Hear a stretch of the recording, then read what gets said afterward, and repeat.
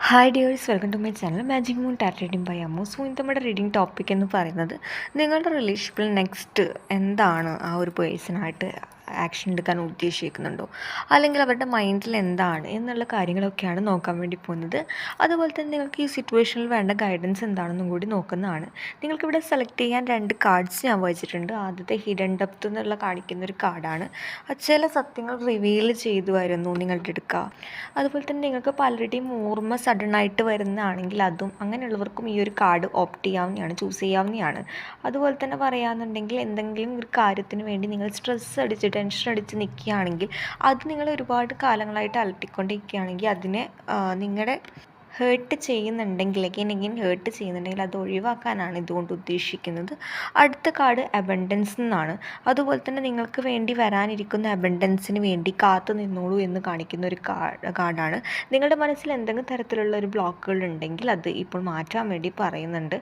അതുപോലെ തന്നെ പറയാമെന്നുണ്ടെങ്കിൽ നിങ്ങൾക്ക് ചുറ്റും അബണ്ടൻസ് ഉണ്ട് എന്ന് കാണിക്കുന്ന ഒരു കാർഡ് തന്നെയാണ് ഇത്. നിങ്ങൾക്ക് ഏത് കാർഡാണ് അട്രാക്റ്റായി തോന്നുന്നത് നിങ്ങൾ ചൂസ് ചെയ്യാം. നിങ്ങൾ ചൂസ് ചെയ്തിട്ടുണ്ടാവും എന്ന് വിശ്വസിക്കുകയാണ്. ആദ്യത്തെ കാർഡായ ഹിഡൻ ഡെപ്ത് ചൂസ് ചെയ്തവരുടെ റീഡിങ്ങിലേക്ക് നമുക്ക് ആദ്യം പോകാം. നിങ്ങളുടെ പേഴ്സൺ ഇപ്പോൾ ഈ ഒരു ടൈം എന്താണ് ചിന്തിക്കുന്നതെന്ന് നമുക്ക് നോക്കാം. നമുക്ക് ബോട്ടം ഓഫ് ദ ഡെക്ക് കിട്ടിയത് ദ 4 ഓഫ് കപ്സ് ആണ്. അപ്പോൾ ഇവിടെ ആദ്യം തന്നെ പറയാമെന്നുണ്ടെങ്കിൽ ഒരു ആക്ഷനെക്കാട്ടിയും കൂടുതൽ ഇവിടെ ഓർമ്മകളിൽ സ്റ്റക്കായിട്ട് നിൽക്കുകയാണ്. നിങ്ങളെക്കുറിച്ച് ഓർക്കുമ്പം ഓടിച്ചാടി വരണമെന്ന് ആഗ്രഹിക്കുന്നുണ്ടെങ്കിലും അതിന് ഒരുപാട് കാര്യങ്ങൾ തടസ്സമുള്ളതായിട്ട് ഇവിടെ കാണിക്കുന്നുണ്ട്.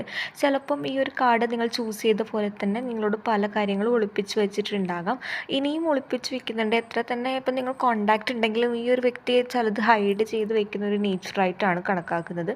അതായത് ചിലപ്പോൾ നിങ്ങൾ ഈ ഒരു വ്യക്തി കുറ്റപ്പെടുത്തിയിട്ടുണ്ടാവും, അല്ലെങ്കിൽ കുറ്റം പറഞ്ഞിട്ടുണ്ടാകും. അങ്ങനെയുള്ളൊരു കൈൻഡ് ഓഫ് എനർജിയിലേക്കാണ് പോകുന്നത്. ആസ് യൂഷ്വൽ ഈ ഒരു കാർഡ് പറഞ്ഞ പോലെ നിങ്ങളോട് ഒരുപാട് കാര്യങ്ങൾ ഒളിപ്പിച്ച് വെച്ചിട്ടുണ്ട്.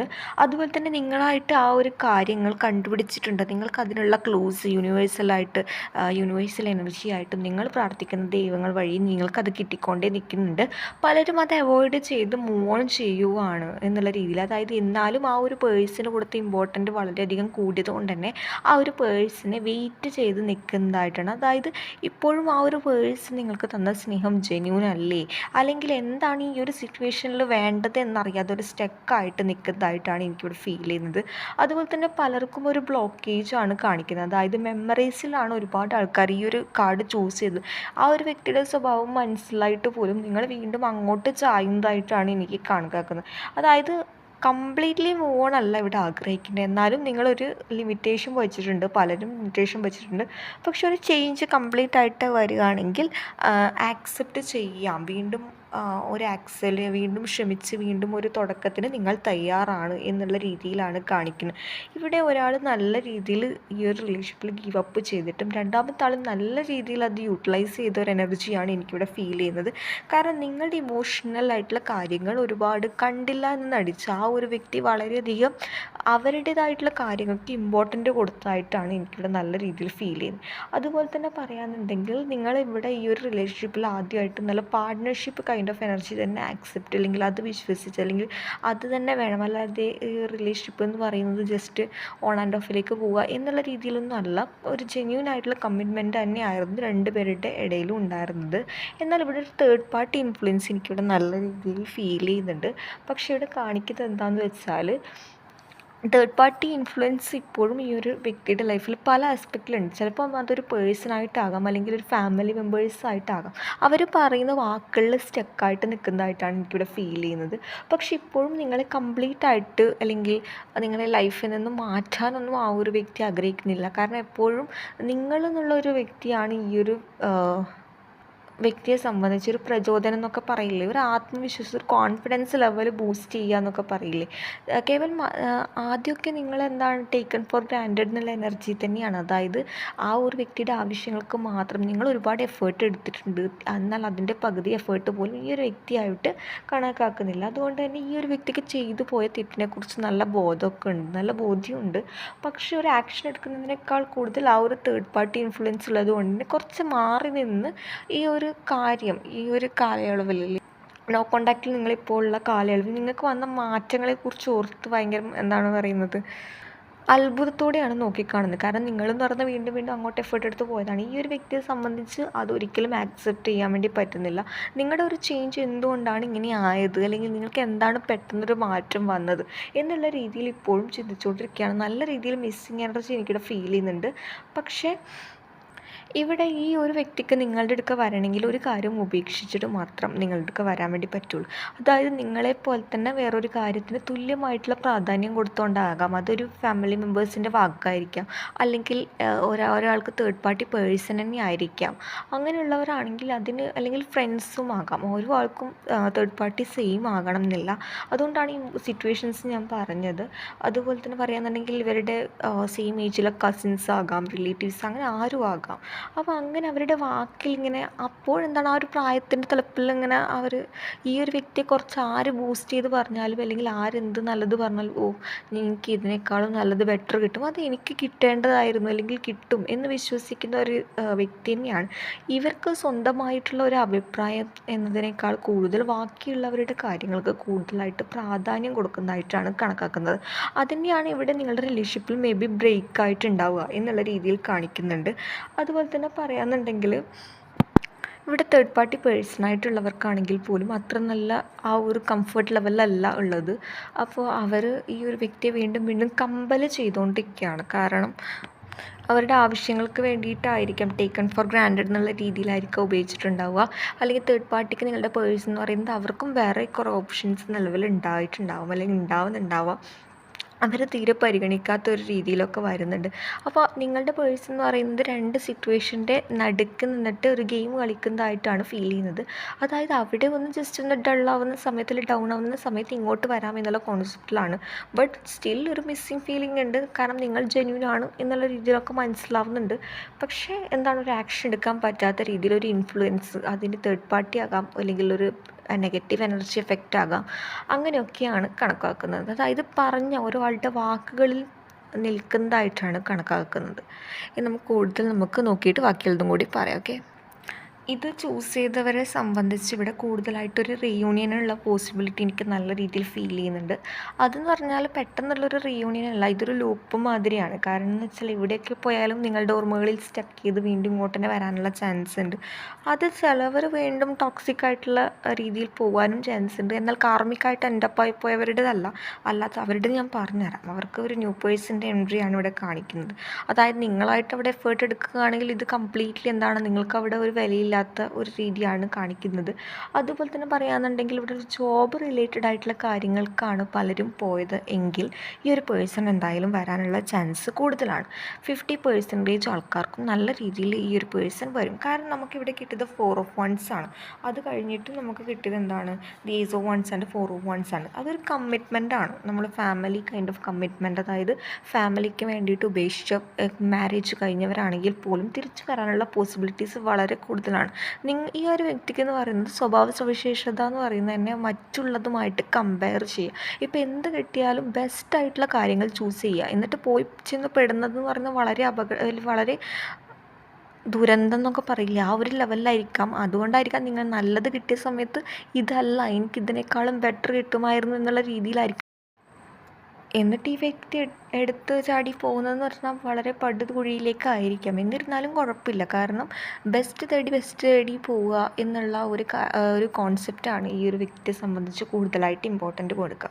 അപ്പോൾ പറയുകയാണെന്നുണ്ടെങ്കിൽ എന്ത് കിട്ടിയാലും എനിക്കിതിനേക്കാളും ബെറ്റർ കിട്ടില്ലേ, അല്ലെങ്കിൽ ഞാനിപ്പോൾ ആ ഒരു കാര്യത്തിന് റഷ് ചെയ്ത് പോകേണ്ടതുണ്ടോ, അല്ലെങ്കിൽ പോയാൽ നിങ്ങളെന്ത് തീരുമാനിക്കും. നിങ്ങളെന്ന് പറയുന്നത് സ്നേഹം എന്ന് പറഞ്ഞാൽ ജെന്യൂനായിട്ട് കൊടുത്തപ്പോൾ അതിന് ചുറ്റുമുള്ള ഒരുപാട് എഫേർട്ടാണ് എനിക്കിവിടെ ഫീൽ ചെയ്യുന്നത്. നിങ്ങൾ കൊടുത്ത എഫേർട്ടാണ്. എന്നാൽ ഈ ഒരു വ്യക്തി കംഫേർട്ടായിട്ടുള്ള കാര്യങ്ങളാണ് കൂടുതലായിട്ട് ചെയ്യുക. എഫേർട്ടിന് വലിയ രീതിയിൽ ഇമ്പോർട്ടൻ്റ് കൊടുക്കില്ല. നേരെ മറിച്ച് നിങ്ങൾ കംപ്ലീറ്റ് ആയിട്ട് പോവുകയാണെന്ന് തോന്നുമ്പോൾ ജസ്റ്റ് ഈ ഒരു വ്യക്തി ഒരു എഫേർട്ട് ഇടും. കാരണം ഞാൻ അവിടെ ഉണ്ട് എന്ന് ഉറപ്പിക്കാൻ വേണ്ടി മാത്രം എന്നുള്ള രീതിയിലൊക്കെ എഫേർട്ട് നേരിട്ടുണ്ടാവും. ഈ ഒരു റിലേഷൻഷിപ്പിൽ ഏറ്റവും കൂടുതൽ ഒരുപാട് ആൾക്കാർ നല്ല രീതിയിൽ പെയിൻ അനുഭവിച്ചതായിട്ട് കണക്കാക്കുന്നുണ്ട്.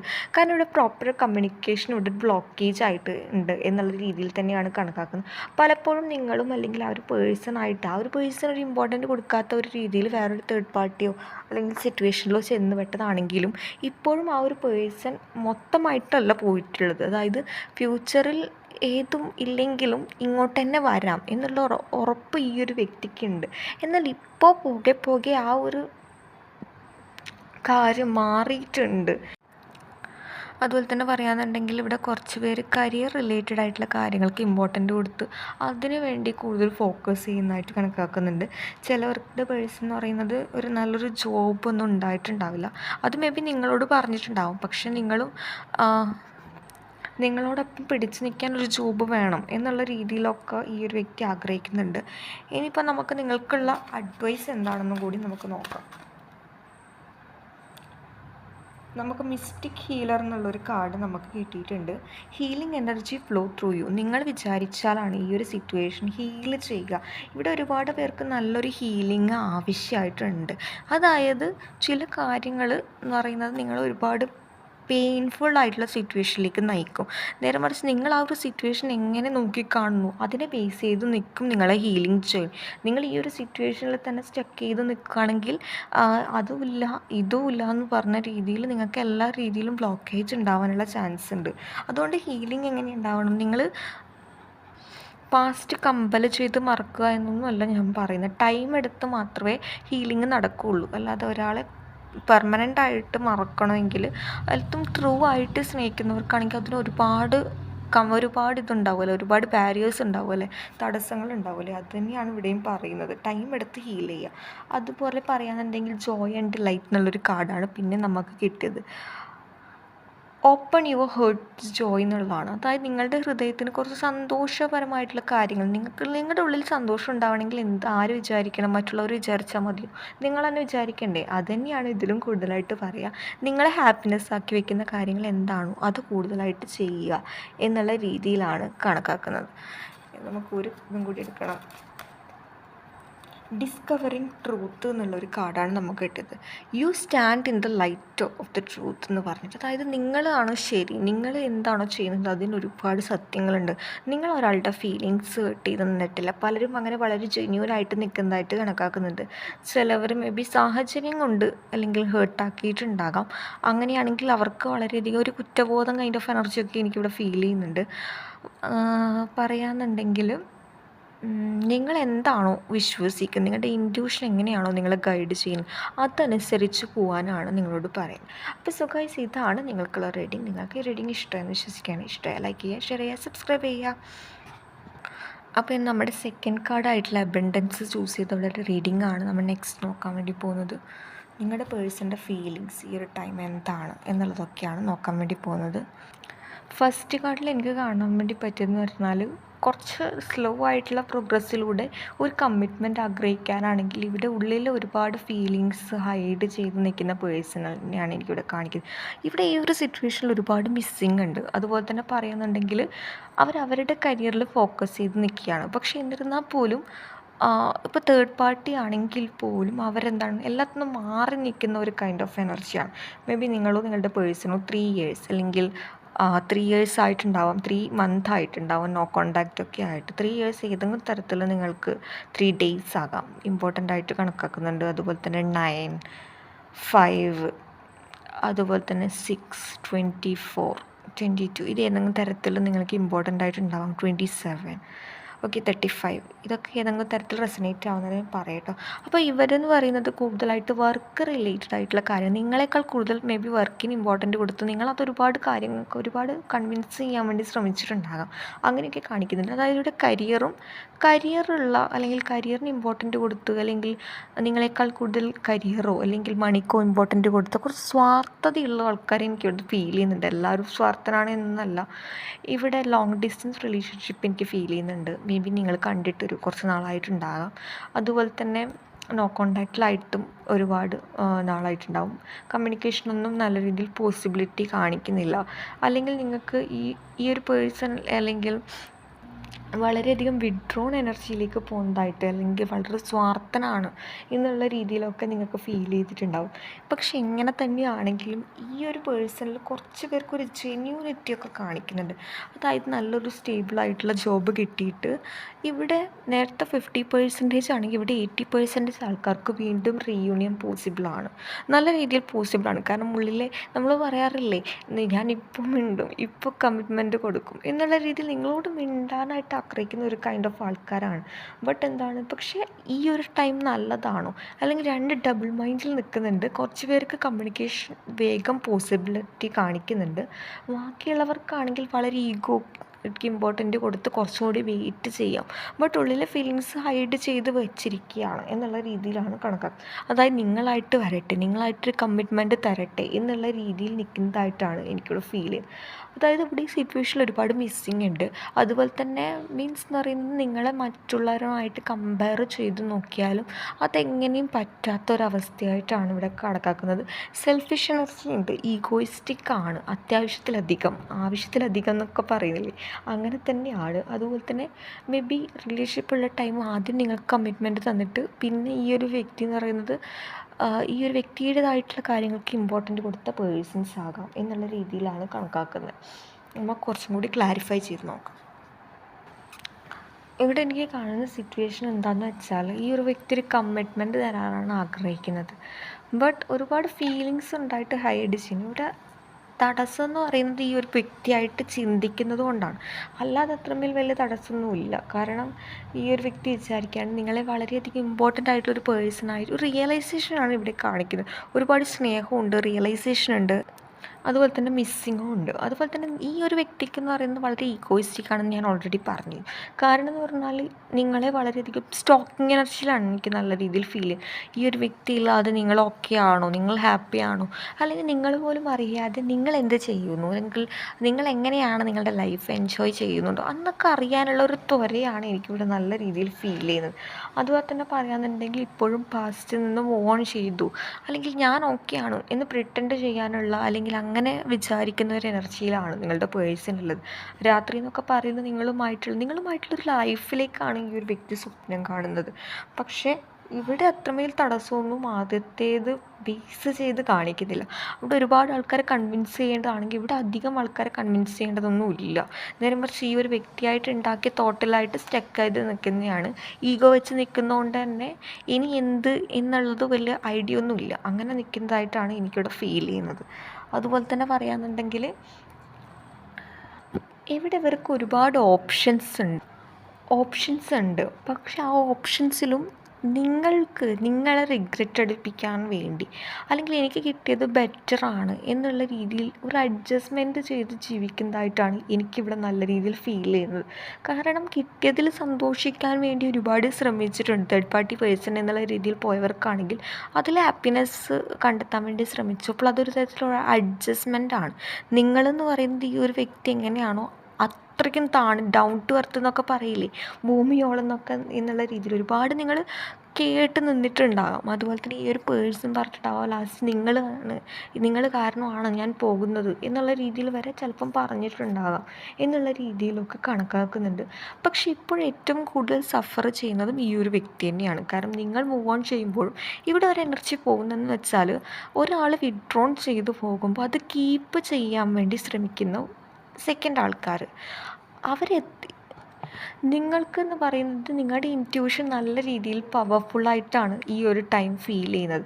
ഈ ഒരു ടൈം എന്ന് പറയുന്നത് നിങ്ങൾക്ക് നല്ല രീതിയിൽ അവൈക്കനിങ് പോലെ ഉണ്ടായിക്കൊണ്ടിരിക്കുകയാണ്. ഈ ഒരു വ്യക്തി എന്താണെന്നും ഈ ഒരു വ്യക്തിയുടെ സ്വഭാവം എന്താണെന്നും നിങ്ങൾക്ക് നല്ല രീതിയിൽ അറിയാം.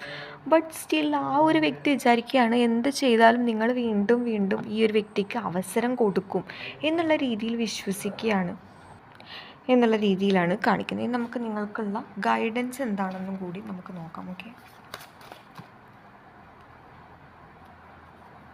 ഓക്കെ, നമുക്ക് സ്റ്റെപ്പിംഗ് ഇൻ ടു പവർ എന്നുള്ളൊരു കാർഡ് കിട്ടിയിട്ടുണ്ട്. Distant thunder. മൂന്നാമത്തത് നമുക്ക് വാച്ചിങ് ക്ലൗഡ്സ് എന്നുള്ളൊരു കാർഡാണ് കിട്ടിയത്. അത് ഇതിൽ പറയുന്ന ഫസ്റ്റ് കാർഡ് എന്ന് പറഞ്ഞാൽ സ്റ്റെപ്പിംഗ് ഇൻ ടു പവർ എന്നാണ്. എന്ന് പറയുന്നത് വളരെയധികം പവർഫുള്ളായിട്ടാണ്. നമ്മൾ പറയില്ലേ അളക്കാവുന്നതിലും അപ്പുറമാണെന്നൊക്കെ പറയുന്നത്. നിങ്ങൾ നിങ്ങളെ വിശ്വസിക്കുന്നത് എങ്ങനെയാണോ അതിനെ ബേസ് ചെയ്ത് നിൽക്കുമെന്നാണ് കാണിക്കുന്നത്. അത് കഴിഞ്ഞ് നമുക്ക് കിട്ടിയിട്ടുണ്ട് ഡിസ്റ്റൻറ്റ് തണ്ടർ. നിങ്ങൾ നിങ്ങളുടേതായിട്ടുള്ള രീതിയിൽ നെഗറ്റീവായിട്ടുള്ള തോട്ട് ചിന്തിച്ചുകൊണ്ടിരിക്കുകയാണെങ്കിൽ അതിൽ നിന്നൊക്കെ മാറി ചിന്തിക്കാനാണ് പറയുന്നത്. അതായത് എപ്പോഴും ഭംഗി അവസ്ഥയിൽ നിന്നും മാറി വരിക എന്നുകൊണ്ട് ഉദ്ദേശിക്കുന്നത് നിങ്ങളുടെ നെഗറ്റീവ് തോട്ടിൽ നിന്നും നിങ്ങൾ ജസ്റ്റ് വിഡ്രോൺ ചെയ്ത് പോസിറ്റീവായിട്ടുള്ള കാര്യങ്ങൾക്ക് വേണ്ടി വഴി തുറക്കാനാണ് പറയുന്നത്. അടുത്തത് വാച്ചിങ് ക്ലൗഡ്സ് എന്നുള്ളൊരു കാർഡാണ്. നിങ്ങൾ ജസ്റ്റ് സ്റ്റെപ്പ് ബാക്ക് ചെയ്ത് നിങ്ങൾ റെസ്റ്റ് ചെയ്ത് നിങ്ങൾക്ക് ഈ ഒരു സിറ്റുവേഷനിൽ എന്താണ് വേണ്ടത്, അല്ലെങ്കിൽ നിങ്ങൾക്ക് ഇപ്പോഴും ഡിസിഷൻ എടുക്കാൻ വേണ്ടിയിട്ട് പറ്റും എന്നുള്ള രീതിയിലാണ് കണക്കാക്കുന്നത്. സോ ഗൈസ്, ഇതാണ് നിങ്ങൾക്കുള്ള റീഡിങ്. നിങ്ങൾക്ക് ഈ റീഡിങ് ഇഷ്ടമാണെന്ന് വിശ്വസിക്കാൻ. ഇഷ്ടമായി ലൈക്ക് ചെയ്യുക, ഷെയർ ചെയ്യുക, സബ്സ്ക്രൈബ് ചെയ്യുക. അപ്പോൾ അടുത്ത റീഡിങ് കാണുന്നവരെ ബൈ.